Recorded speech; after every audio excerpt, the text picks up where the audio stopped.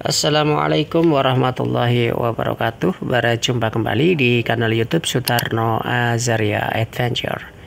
Di kesempatan sebelumnya telah kami angkat tentang sosok guru gembul yang disinyalir menfitnah Ustadz Sunnah, yang dimana beliau ini tidak menyebutkan nama. Akan tetapi dengan adanya video beliau yang beredar tersebut, banyak di antara netizen, bahkan kami juga menganggap itu relate dengan yang diberitakan akhir-akhir ini, yaitu Ustadz Khalid Basalamah, yang di-framing oleh media bahwa beliau ini terseret ke dalam kasus korupsi dana umat, dana haji yang terjadi di Kemenak RI saat dipimpin oleh Gus Yakut Khalil Kaumas. Secara pribadi,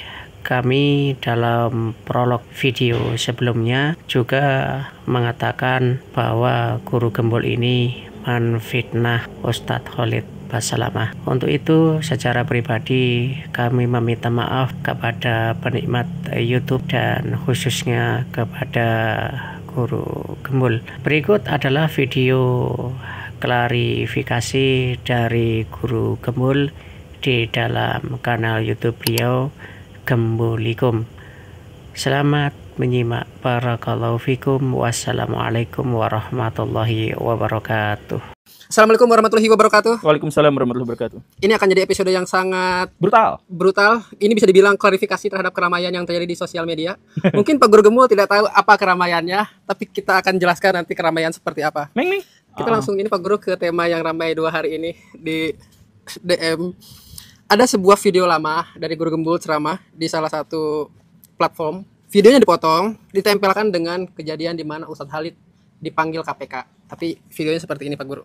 Demi Allah, ada seorang ulama di Indonesia, dai terkenal sekali, biasa menyebar dengan slogan dakwah sunnah.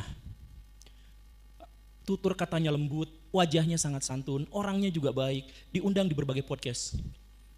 Dia korupsi besar-besaran dana umat untuk dirinya sendiri dan diserahkan kepada istri keempatnya. Lalu kata jamaahnya apa? Jangan biarkan informasi ini tersebar kemana-mana karena ini aib. Kenapa disebutnya aib? Ini kan dosa sosial. Kalau dosa sosial itu harus dihukumi secara sosial. Jadi kalau misalkan di sini ada yang melakukan perzinahan dan tidak ada orang yang tahu, dan si perempuannya suka sama suka, udah diem. Jangan bahas, jangan kasih tahu kemana-mana. Itu aib. Tapi kalau di sini ada orang yang mencuri, itu harus dihukum. Oh, itu tadi dikaitkan dengan ya, ini kan Ustadz Basalamah yang kasusnya sekarang diperiksa KPK. Ini kan KPK. Ceramahnya mungkin sejam. Ya seperti biasalah setiap orang yang videonya viral tuh pasti sepotong. Banyak sekali dari dalam tanda kutip ya, fans saya. Hati-hati Pak Guru, videonya dipotong-potong, kasih timestamp. Timestamp. Kasih yang kayak gitu. Saya tuh ngotot nggak mau, karena apa? Percuma. Itu kan ada timestampnya kan? Yeah. Tetap dipotong, mau dipotong aja, dan tetap viral, mau viral aja. Jadi sebenarnya nggak ngaruh mau dipasangin itu atau enggak juga, karena ya masyarakat kita itu fokusnya adalah video pendek, informasi instan, praktis, dan ya bisa diakses dengan sangat mudah sambil rebahan, begitu saja. Nah, jadi hal yang pertama yang ingin diklarifikasi di sini, yang pertama itu video lama. Video itu mungkin diambil tahun 2023 atau 2024, dugaan saya mah gitu ya. Pokoknya itu udah lama. Nah, itu yang pertama. Jadi tidak ada kaitannya dengan kasus Ustadz Basalamah yang sekarang dipanggil oleh KPK, oleh penyidik KPK. Itu nggak ada sangkut pautnya. Kejadiannya di zaman dulu. Tapi apakah kejadian itu meramalkan sesuatu yang di masa depan? Ya, itu urusan yang lain. Kita nunggu yang ingkrahnya. Pertama itu. Kemudian yang kedua, saya tuh tidak pernah berani menyebutkan nama tokoh yang belum ingkrah di pengadilan. Jadi saya tuh kalau misalkan sudah ada kejadian, ya saya berani menyebut bahwa namanya adalah misalkan ya Pak Jokowi. Nah, saya berani kalau sudah ada pengadilan yang menyebut itu. Itu absolut lah, udah pasti. Absolut. Karena udah Guru Gembul selalu nyebut nama, itu pasti. Iya. Nah, atau saya menyebut sesuai apa yang disampaikan oleh media. Terduga. Nah, saya sebut terduganya seperti itu. Jadi ya saya sebut itu. Nah, jadi kalau misalkan saya menuding ada seorang ustadz yang melakukan korupsi, saya gak akan sebut namanya sampai kapanpun sebelum dia terbukti benar-benar. Begitu. Itu masalah kedua yang kemudian ingin saya klarifikasi. Kemudian yang ketiga, saya juga lihat itu, bahkan ada video YouTube-nya, jadi udah pindah ke YouTube, bahwa guru gembul memfitnah Ustadz Basalamah. Betul, di YouTube udah ada reaction-nya, di TikTok apalagi banyak sekali Pak Guru video itu terus di reaction. Iya, udah jadi bola liar. Jadi sebenarnya saya nggak menuding nama orang.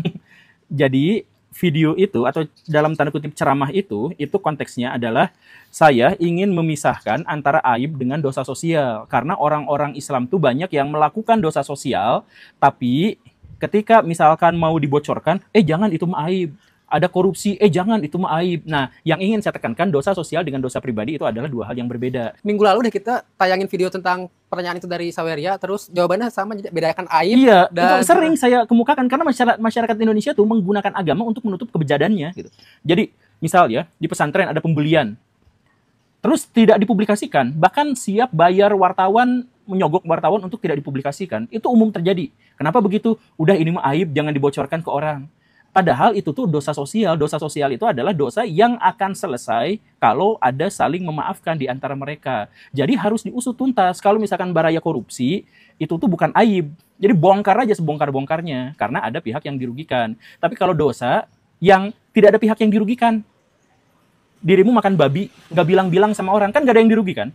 Cuman dirimu aja yang dirugikan gitu kan. Karena kena cacing pita jadi jelek mukanya, misalkan kayak gitu. Ya itu mah udah aja skip, gak usah bilang-bilang sama orang lain. Dirimu puasa, terus batal gitu ya, malah ngawinin kambing. Nah, itu gak usah bilang-bilang. Nah, itu dosa pribadi. Nah, beda sama kalau korupsi dan jadi konteksnya itu ada di situ. Gitu. Nah, bagaimana dengan Ustadz Basalamahnya? Apakah saya di situ mengarah pada beliau? Apakah beliau emang istrinya 4? Karena kan statementnya adalah uangnya dikasih ke istri keempatnya. Iya.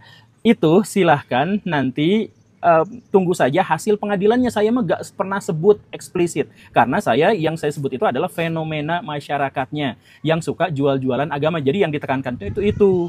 Jadi kita tuh fokus tuh selalu ke orang gitu, bukan ke gagasan, bukan ke ide, tapi ke orang. Misalkan gini lah ya, kalau misalkan ada Ustadz Basalamah dituding korupsi misalkan, apa yang terjadi? Masyarakat bukan lihat data, masyarakat bukan lihat fakta, tapi lihat, wah mustahil Ustadz Basalamah karena dia gini-gini, karena dia adalah Ustadz Basalamah. Sama seperti ketika yang terjadi adalah pemboman dilakukan Israel terhadap Palestina, misalkan ya gitu, kita garis bawahi Israel pelakunya. Ketika ada pemboman yang dilakukan Muslim kepada non-Muslim, karena dia Muslim, seiman, udah nggak usah dibahas itu mah. Jadi faktanya sama, kasusnya sama, tapi tergantung pada pihaknya. Kalau pihaknya itu sesuai dengan selera kita langsung terima. Ketika tidak sesuai dengan selera kita tolak. Kasus misalkan, Israel mengatakan bahwa perang melawan Iran 12 hari kemarin itu korban jiwanya adalah 25 orang. Itu nggak ada yang percaya orang-orang Indonesia. Karena apa? Itu kan sumbernya dari Israel. Tapi kalau misalkan ada gedung runtuh dibom sama orang Iran, itu sumbernya tetap dari Israel, langsung dipercaya. Sama-sama dari Israel, tapi kita pilih-pilih informasi. Nah ini nggak bisa seperti itu, termasuk kasus Ustadz Basalamah. Kalau misalkan ada kasus korupsi, mau dia benar atau enggak diterima oleh KPK, misalkan sudah ingkrah oleh pengadilan, itu langsung kita setujui. Tapi kalau misalkan orang-orang tertentu langsung kita tidak setujui. Nah ini yang bermasalah Baraya. Jadi kita tuh nggak boleh seperti itu. Jadi Pak Guru Gembul benar-benar memfitnah Ustadz Basalamah? Enggak, enggak. Kasus video saya yang ngomong itu tahun 2023 atau 2024 saya lupa. Dan itu khusus untuk kasus tahun 2017. Dan kasus 2017 itu oleh jamaahnya sudah diketahui bersama gitu ya. Apa nih kasus 2017 Pak Guru? Kasus 2017 itu ada seorang ustadz yang dia itu tidak memisahkan dana yayasan dengan dana pribadinya. Sehingga kalau misalkan ada akad, Pak saya nyumbang ke yayasan ini 12 miliar, dia bisa aja langsung bagi 2 untuk dirinya sendiri dan setengahnya untuk yayasan, bisa aja seperti itu. Nah karena ada yang seperti itu oleh jamaahnya, ustadz yang dimaksud itu sudah dipecat. Tidak boleh lagi ceramah di lingkungannya, tapi boleh di tempat yang luar. Siapa itu? Saya gak berani sebut. Karena apa? Karena saya bukan pengadilan. Biar nanti dalam waktu dekat mungkin pengadilan yang akan membuktikannya. Nah ini yang banyak dikomentari juga Pak Guru di kolom komentar. Pada saat ceramah ini, jadi Guru Gembul ini ceramah atau gibah? Nah itu dia masalahnya. Sekali lagi ya, kalau misalkan saya ngomongin masalah-masalah dosa sosial, itu gak ada gibah di situ. Wartawan nyebut misalkan ya, bahwa Aguan kena kasus korupsi. Itu bukan gibah. Bukan ngegibahin Aguan, bukan ngegibahin Aguan, karena itu adalah kasus sosial. Woi, please lah, ini kaum muslimin itu gini-gini amat, standar ganda banget gitu. Dan kalau misalkan Aguan yang dibahas, gak pernah ada, wah ini Pak Guru gibahin Aguan nih, ya gak gitu. Ya ampun, kenapa ya? Dosa sosial, ada pencurian, pembunuhan, Kalau saya ngomongin soal pembunuhan yang dilakukan misalkan oleh Idi Amin terhadap lawan-lawan politiknya, itu bukan gibah. Karena ini adalah menyangkut masalah delik pidana yang berhubungan dengan urusan-urusan sosial. Kalau misalkan saya gini nih, misal ini mah ya, ternyata Pak Prabowo Subianto itu, dia pernah selingkuh dengan kucing. Nah kalau itu gibah. Kalau benar gibah, kalau salah fitnah. Karena apa? Karena itu urusan pribadinya beliau. Makanya saya sering sebut, masalah Fufu Fafa, saya gak pernah ngurusin. FPI yang ngurusin itu. Saya emang gak ngurusin. Karena apa? Karena itu adalah dosa, kalau benar ya, itu adalah dosa Pak Gibran dengan Pak Prabowo. Jadi biarkan mereka yang menyelesaikannya. Kalau misalkan Pak Prabowo udah baik-baik saja, ya udah selesai. Ngapain juga kita ikutan? Nah FPI kemarin ikutan. Nah itu yang gibah tuh yang gitu. Sedangkan masalah-masalah yang lebih besar itu enggak. Nah pertanyaan saya berikutnya itu adalah kenapa kalau misalkan menyangkut masalah Ustadz, orang-orang tuh skeptisnya hilang gitu. Nah ini kan pertanyaan berikutnya. Kalau misalkan korupsi yang melibatkan Jokowi langsung setuju semuanya. Korupsi yang melibatkan ini langsung setuju. Karena apa? Karena kita melihat itu pada keberpihakan, bukan pada fakta. Coba sekarang saya tanya kepada Baraya semua, ketika Baraya misalkan ngebahas masalah konflik Israel-Palestina, Baraya berpihak nggak? Kalau misalkan Baraya sudah berpihak pada salah satu sisi, salah satu kubu, maka kemungkinan akan sangat sulit Baraya untuk membuktikan fakta. Karena apa? Ya karena sudah berpihak. Selama sudah berpihak, ya sudah gitu. Lah, berarti yang berpihak tidak bisa mengetahui kebenaran. Ya tidak bisa, sulit. Kecuali orang itu mengambil dua pihak sekaligus dikonfrontir. Gitu. Misalkan saya mengkritik polisi, ya saya datengin polisinya.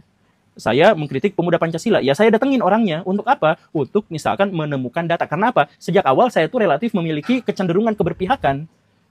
Karena saya takut terhindar dari fakta, karena saya ada keberpihakan, ya udah saya datengin langsung orangnya untuk konfirmasi dan klarifikasi. Begitu.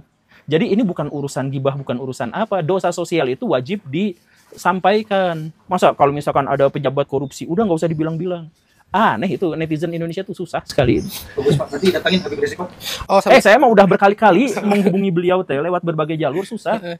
Iya, jadi Baraya gini ya, kalau misalkan saya tidak bertemu dengan seseorang yang saya kritik, itu bukan gara-gara saya nggak mau. Tapi kemungkinan mereka yang nolak. Karena saya itu datengin insya Allah Baraya, kalau misalkan, bahkan ketika saya dirujak pun kan karena saya datang gitu. Iya, saya datang kan. Sama ini juga Pak Guru, ada yang berkomentar juga nih di video tersebut. Kalau Ustadz tahu sedetail itu, kenapa bukan Ustadz aja yang melaporkan? Jadi kenapa nggak Guru Gembul aja yang melaporkan? Oh, jadi gini nih, oke? Saya memberikan penjelasan. Kalau saya ngomong, itu bukan berdasarkan prasangka. Kalau saya ngomong ya, sumber saya itu pertama KPK, yang sekarang memang sedang menyelidiki. Jadi, itu valid ya. Jadi kalau saya ngajuin tuduhan, itu ada 3 saksi dalam hal ini. Pertama, dari pihak KPK. Baraya tahu berapa kali saya berkolaborasi dengan KPK? Ya karena saya berteman dengan orang-orang di sana dan memiliki akses terhadap informasi-informasi yang juga mereka punya. Itu yang pertama. Kemudian sumber saya terkait dengan Ustadz misterius yang tadi itu, yang beristri 4. Iya, yang beristri 4 itu berasal dari jamaahnya, bahkan manajernya langsung atau timnya langsung yang mengundurkan diri pada sekitaran tahun 2018-2019-an. Ibarat saya kerja sama Pak Guru, pas udah selesai kerja, saya lempar semua. Nah, itu informasinya itu berasal dari situ. Dan kenapa itu saya sebut ulama sunnah misalkan? Karena teman saya tuh adalah kajiannya di ulama sunnah itu. Di situ. Jadi saya dapat informasinya tuh dalam tanda kutip A1. Begitu. Jadi dari KPK iya, dari mantan manajer atau mantan timnya iya, kemudian dari satu jamaah besar yang namanya suka jamaah sunnah atau yang segala rupa itu beberapa orang diantaranya termasuk ustadz-ustadznya itu mewartakannya kepada saya. Begitu. Jadi saya menyebut begitu. Jadi datanya valid. Tapi kenapa saya tidak sebut namanya? Karena saya tidak memiliki otoritas kecuali sudah ada keputusan pengadilan. Gitu. Dan Pak Guru, di antara saya scroll komentar ya, di antara 2 juta penonton lebih yang komentarnya positif itu hanya beberapa orang. Salah satunya udah nggak kaget sama Konohama satu. Yang kedua, betul sekali kejahatan ditutup dengan nama aib. Tapi sekali lagi harus ditekankan bahwa itu video lama dan studi kasusnya dari kasus 2017. Ya itu kasus 2017, bukan kasus yang sekarang. Dan saya ngomongnya kemarin. Saya menceritakan sesuatu yang sudah terjadi, bukan menceritakan tentang hal yang akan terjadi nanti begitu. Kalau mungkin nanti terbukti ya silahkan gitu ya. Kalau misalkan belum terbukti ya juga ya silahkan gitu. Tapi yang saya ceritakan itu adalah kasus tahun 2017. Tinggal nunggu collab aja Pak. Ya, hayu. Ustadz Khalid Basalamah Waktu itu sempat ngundang untuk acara. Iya, Ustadz Halid itu sempat ngundang saya dalam acara camping apa itu? Ya pokoknya pasangan-pasangan bareng lah berkumpul bersama. Iya. Gitu. Cuma waktu itu bentrok jadwalnya. Iya, begitu. Oke, mungkin seperti itu Pak Guru, karena teman-teman Pak Guru juga ada yang nge-DM, nge-WhatsApp Iya, nomor Pak Heri admin. Pras gitu ya. Tapi semoga cukup ini bisa dibilang klarifikasi nggak sih yang video kayak gini Pak Guru? Tidak juga. Iya, nggak tahu. Tapi intinya mah klarifikasi bahwa perkataan saya itu tidak ada sangkut pautnya dengan kasus Ustadz Khalid Basalamah yang dipanggil KPK kemarin, begitu. Oke. Seperti itu aja Pak Guru untuk hari ini. Sampai jumpa besok. Assalamualaikum warahmatullahi wabarakatuh. Waalaikumsalam warahmatullahi wabarakatuh.